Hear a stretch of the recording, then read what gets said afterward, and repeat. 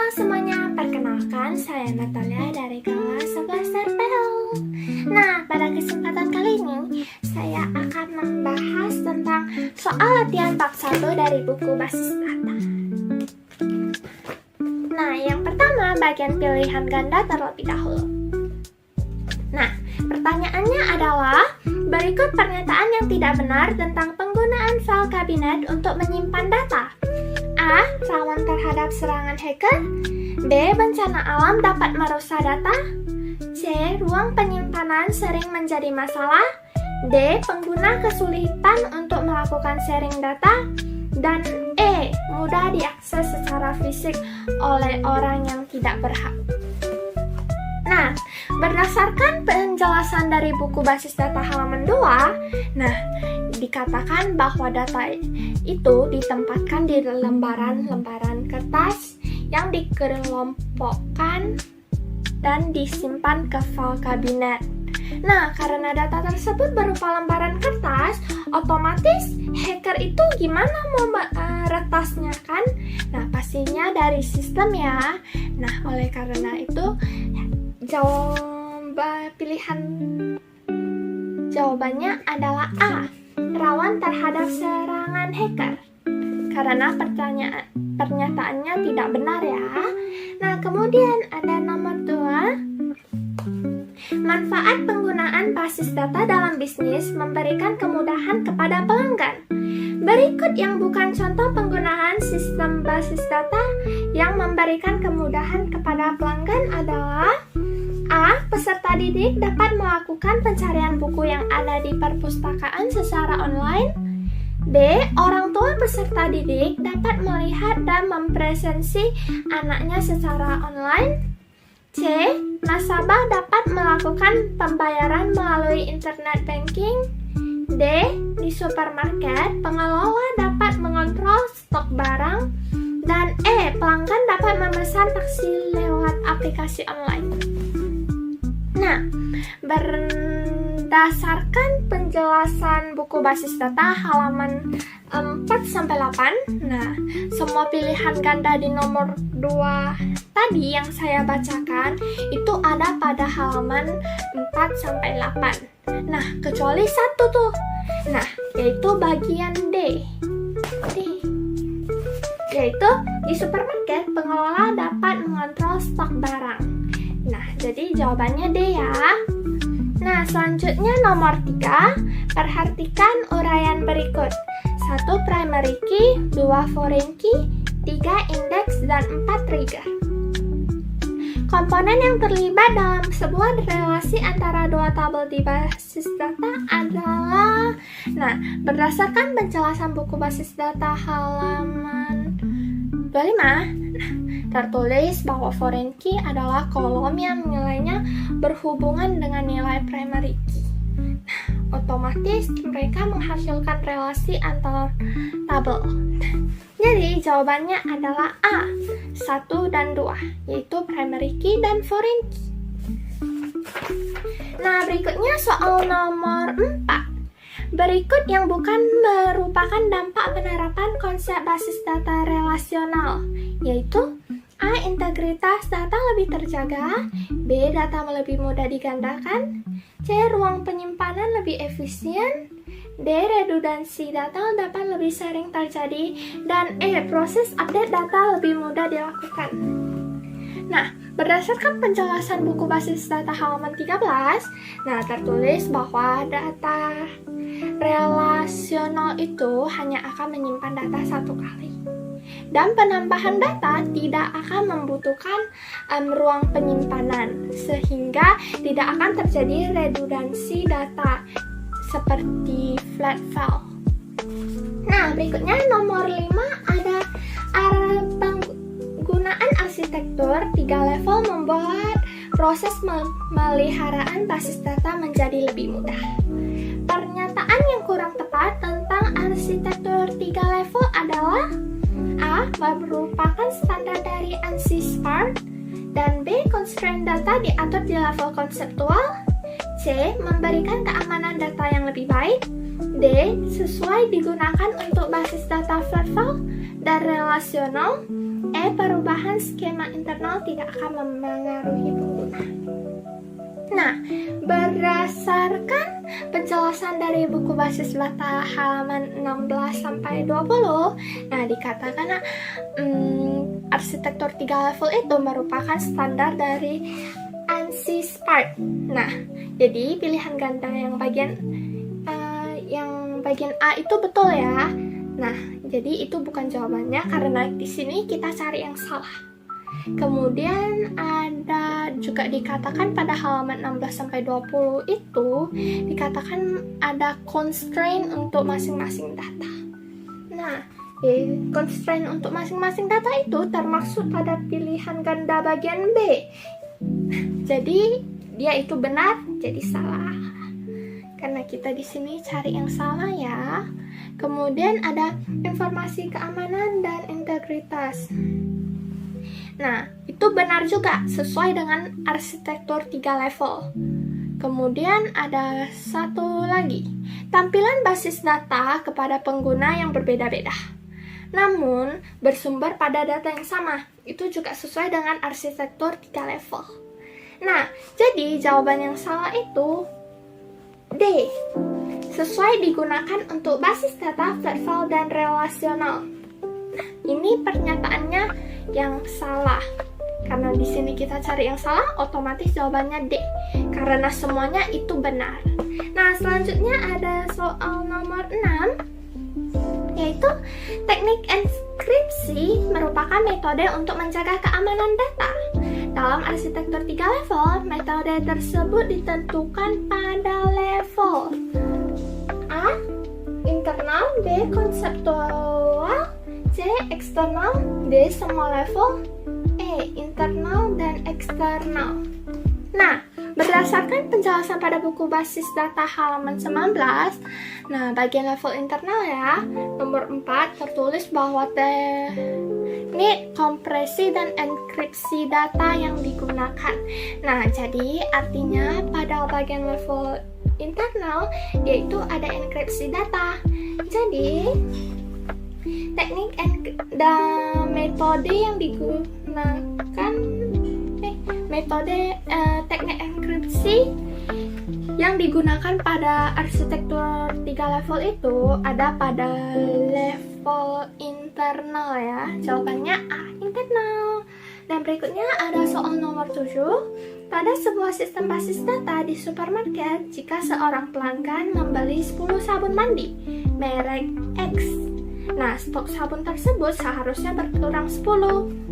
Pengurangan stok dilakukan secara otomatis oleh objek basis data yang disebut A. Tabel, B. Index, C. Field, D. Trigger, dan E. Stored Procedure. Nah, berdasarkan penjelasan buku basis data halaman 22, nah tertulis contoh penggunaan trigger. Nah, contohnya itu mirip seperti soalnya, yaitu menjalankan proses update ketika stok di table barang. Nah, proses update ini terjadi ketika ada kayak terjadi penjualan atau pembelian, sama seperti kasus pada soal nomor 7. Nah, jadi jawabannya itu adalah D, trigger. Kemudian ada soal nomor 8. Pada sistem basis data bank, setiap pembukaan akun baru akan menambahkan data baru ke basis data bank. Bahasa pemrograman SQL yang digunakan untuk menambahkan data baru tersebut disebut A. DDL, B. DCL, C. TCL, D. DML, dan E. DBA. Berdasarkan penjelasan dari buku basis data halaman 21, nah tertulis bahwa DML itu atau Data Manipulation Language itu mencakup menambahkan data. Sesuai dengan pertanyaan pada nomor 8, bahasa pemrograman SQL apa yang digunakan untuk menambahkan data baru? Nah, jawabannya adalah D, DML. Nah, berikutnya ada nomor 9. Seorang peserta didik mempunyai data-data berikut: nama, jenis kelamin, tanggal lahir, telepon, dan alamat. Ketika data tersebut disimpan ke dalam sebuah basis data, yang akan terjadi adalah A. Nama akan menjadi tuple, B. Tanggal lahir akan menjadi atribut, C. Jenis kelamin akan menjadi super key, D. Tanggal lahir akan menjadi primary key, E. Jenis kelamin akan menjadi free. Nah, berdasarkan penjelasan dari buku basis data halaman 23, tertulis bahwa atribut adalah karakteristik yang membedakan satu orang atau satu objek. Nah, contoh atribut itu seperti nama, tanggal lahir, jenis kelamin, mereka kan membedakan gitu. Nah, jadi di sini jawabannya adalah B. Tanggal lahir akan menjadi atribut. Nah, tanggal lahir ini menjadi pembeda antara orang-orang itu. Nah, nama mungkin sama. Jadi jawabannya tanggal lahir. Kemudian next ada soal nomor 10. Sebuah DBMS mempunyai banyak kemampuan. Salah satu kemampuan DBMS adalah mencegah agar seorang pengguna melakukan perubahan data sebelum pengguna lain menyelesaikan transaksinya. Fitur tersebut berhubungan dengan A. Recovery Control System, B. Dukungan transaksi data, C. Concurrency Control System, D. Dukungan komunikasi data, dan E. Layanan otoritas akses data. Nah, berdasarkan penjelasan dari buku basis data halaman 27, tertulis bahwa concurrency control system adalah data hendak diakses bersama dua pengguna. DBMS akan mencegah seorang pengguna mengakses dan melakukan perubahan atas sebuah data sebelum pengguna lain menyelesaikan transaksinya. Maka dari itu, jawaban nomor 10 adalah C. Concurrency Control System. Nah, kemudian selanjutnya kita masuk ke bagian B, yaitu e-sign. Nah, soal e-sign terdiri dari 5. Nah, soal nomor 1 adalah mengapa penggunaan basis data relasional lebih baik daripada flat file? Jelaskan. Jadi data relasional itu memang lebih bagus.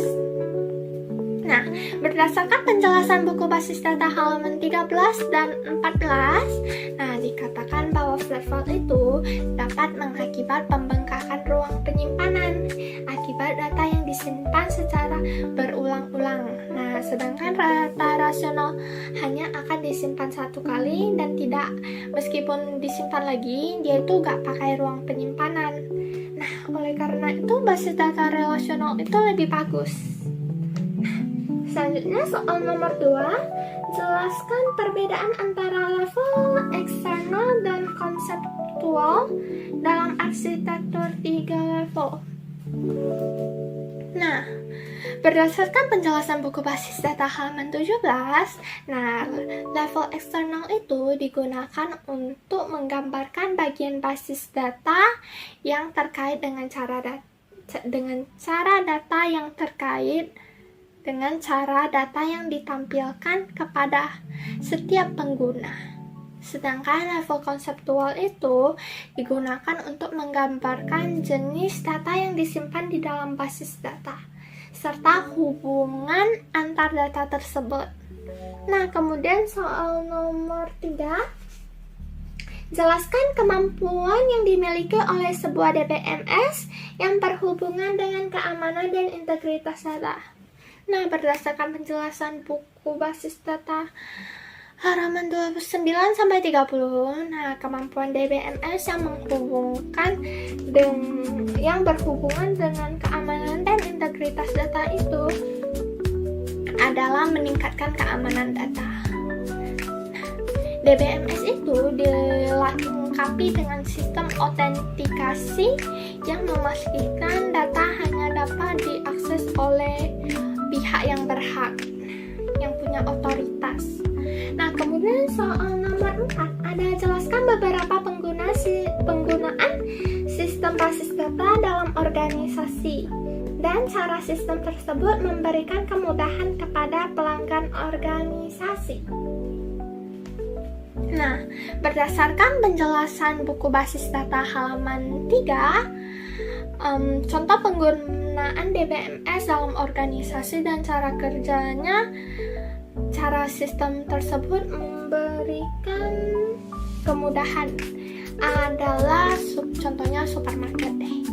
Nah, misalnya tuh ada data harga barang yang digunakan oleh kasir ketika melayani pembelian oleh pelanggan. Data penjualan itu kemudian mereka olah dan akan menjadi informasi bagi manajer, seperti cabang mana yang menguntungkan, jenis barang apa yang terjual paling banyak, dan di mana waktu penjualan saat mencapai titik tertinggi. Nah, berikutnya ada soal nomor 5. Apa yang dimaksud dengan istilah record, cell, kolom, dan baris? Dan jelaskan. Berdasarkan penjelasan dari buku basis data halaman 10, record itu adalah rekaman, dan kolom itu adalah bagian vertikal dari sebuah tabel. Biasanya ada tuh nomor 1, 2, 3, 4. Nah, selanjutnya yang ke bawah itu semuanya itu adalah kolom. Nah, untuk baris adalah bagian horizontal dari sebuah tabel. Kayak misalnya sini nomor, nama, jenis kelamin, usia. Nah, kita isi. Itu adalah baris. Kemudian yang terakhir sel. Sel itu suatu tempat di dalam tabel. Dia bisa termaksud bagian kolom, baris, gitu. Seperti satu tabel ada nama, usia, alamat. Kemudian bawahnya ada data. Terus kita pilih satu. Nah, itu namanya sel ya. Nah, itu saja teman-teman dari soal latihan bab 1 dari buku basis data. Sekian dari saya.